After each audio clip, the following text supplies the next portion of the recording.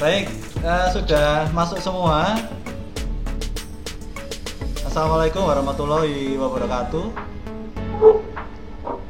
Waalaikumsalam warahmatullahi wabarakatuh. Iya, apakah Hurin? Ini ada masuk dua ya? Oh iya, boleh, silakan. Baik, semua sehat semua nggih? Ya? Alhamdulillah sehat, Pak. Alhamdulillah, Pak. Alhamdulillah dalam kondisi sehat semua. Kita hari ini akan melanjutkan pertemuan rutin kita di hari ini, tepatnya di hari Kamis tanggal 1 Oktober ini. Tapi sebelumnya, sebagai bentuk rasa nasionalisme kita, karena hari ini hari kesaktian Pancasila, mohon nanti Taufik untuk bisa memimpin kelas dalam menyanyikan Garuda Pancasila. Silakan. Baik, terima kasih Mbak Nuh. Mari kita akan bersama-sama menyanyikan lagu Garuda Pancasila, nggih. Garuda Pancasila. Baik. Oke, Terima siap. kasih Taufik atas memimpin lagu Garuda Pancasila. Untuk berikutnya kita akan berdoa.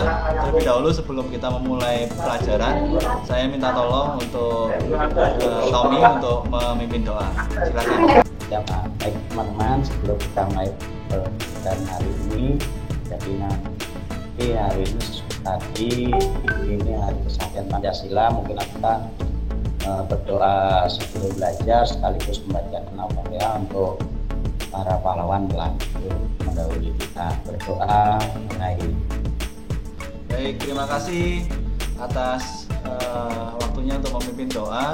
Materi hari ini adalah tentang percabangan satu kondisi. Tepatnya ada di halaman 90 ya.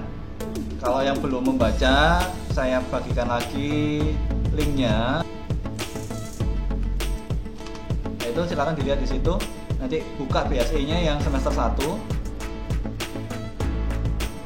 di halaman 90. Nah, tapi sebelumnya silakan melakukan absensi seperti biasanya, absensi harian untuk mode daring. Saya bagikan kembali ya itunya, absensinya.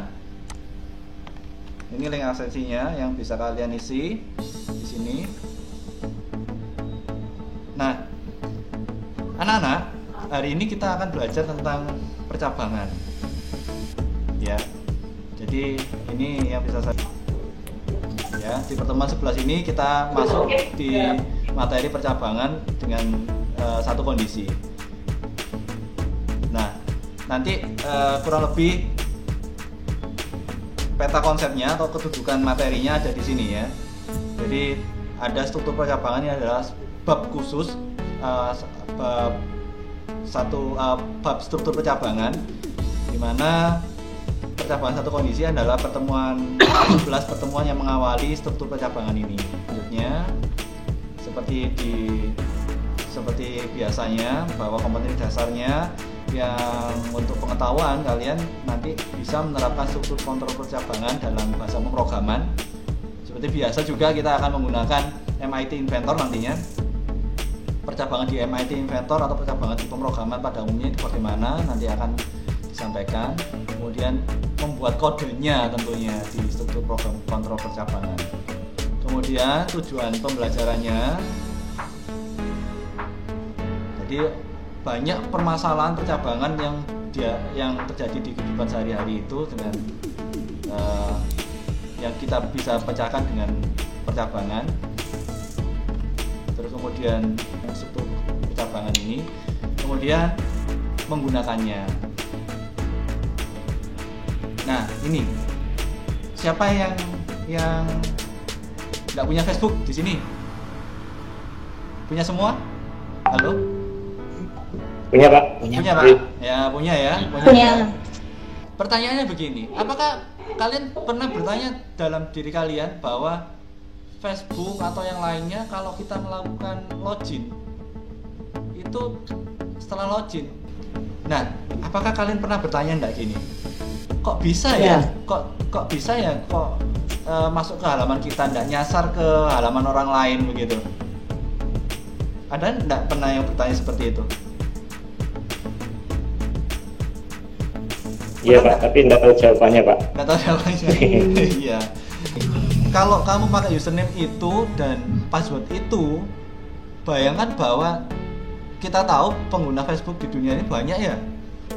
Bahkan seluruh dunia ini ya rata-rata punya Facebook ya. Itu berapa miliar orang punya akun Facebook. Ya. Kok tidak nyasar ke akunnya orang lain? Mungkin ada pengecekan mungkin Pak. Iya Ada pengecekan kondisi. Ya. Ya. Kalau setahu saya seperti di Excel itu mungkin ada yang namanya if. Bukan Pak? Oh ya, benar sekali. Di Excel juga ada kondisi percabangan, yaitu dengan if. Benar sekali. Karena materi kita hari ini adalah tentang itu. Memang ada suatu sesuatu yang menyebabkan hal tersebut. Jadi tidak hanya di Facebook, di Instagram, di apapun, kalau kita login terus kita berhasil, itu masuk di halaman kita sendiri. Bahkan kalau kita main game di Android itu juga begitu. Ada, kalau kita menang kita dapat skor berapa, kalau kita melakukan sesuatu di game itu kita dapat skor berapa. Baik, lanjutnya adalah dari kalian membaca materi yang sudah saya bagikan tadi mulai halaman 90, kira-kira pengertian dari kontrol percabangan itu apa sih? Oh ya Tommy, silakan dengan bahasa kamu sendiri boleh.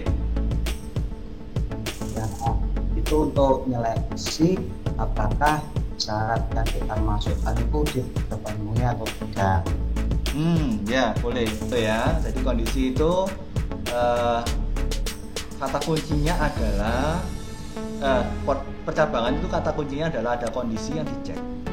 Kemudian setelah kondisi itu dinyatakan benar, maka dia melakukan apa, begitu ya. Sejenak kalian amati ini, kemudian coba dari kalian ada yang bisa menjelaskan apa sih maksudnya dari algoritma hitung bonus ini gitu. Kalian pelajari Sudokut itu apa, yaitu tentang algoritma dalam bahasa pemrograman langsung dengan bahasa pemrograman langsung, dimana yang perlu diperhatikan adalah itu harus menjorok ke depan seperti ini ya. Setelah menjorok, baik, selanjutnya ke percabangan dalam bentuk flowchart. Nah, masih ingat nggak flowchart untuk menandakan percabangan itu atau kondisi itu, untuk ngecek kondisi pakai lambang apa atau simbol apa? Ketupat. Bola ketupat. Baik, benar. Jadi Ketupat. bola ketupat. Terima kasih Urin. Benar sekali, bola ketupat atau diamond. Ada yang masih ingat syarat-syaratnya untuk belah ketupat atau diamond itu atau percabangan itu apa syaratnya? Syarat-syaratnya, penulisannya atau penggambarannya?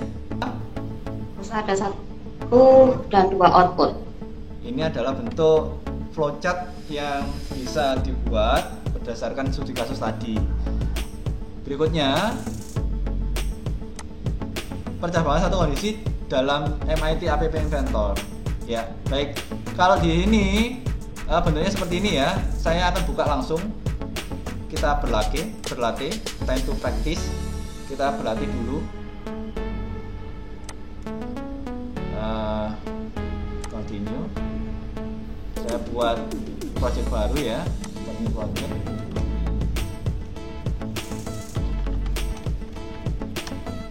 Baik, setelah membuat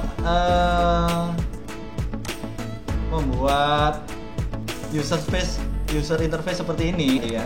Kemudian kita langsung masuk ke if-nya itu ada di built-in di control. Nah, ini kita gunakan if control. Nah, ini ada tanda biru. Tanda biru ini untuk nanti kalau ada else if atau percabangan lebih dari satu kondisi, nanti kita gunakan di pertemuan selanjutnya. Kita cek langsung. Ya, dari situ apakah ada pertanyaan? Pak, enggak. Baik, kalau tidak, nanti akan saya bagikan lembar kerja kegiatan kalian,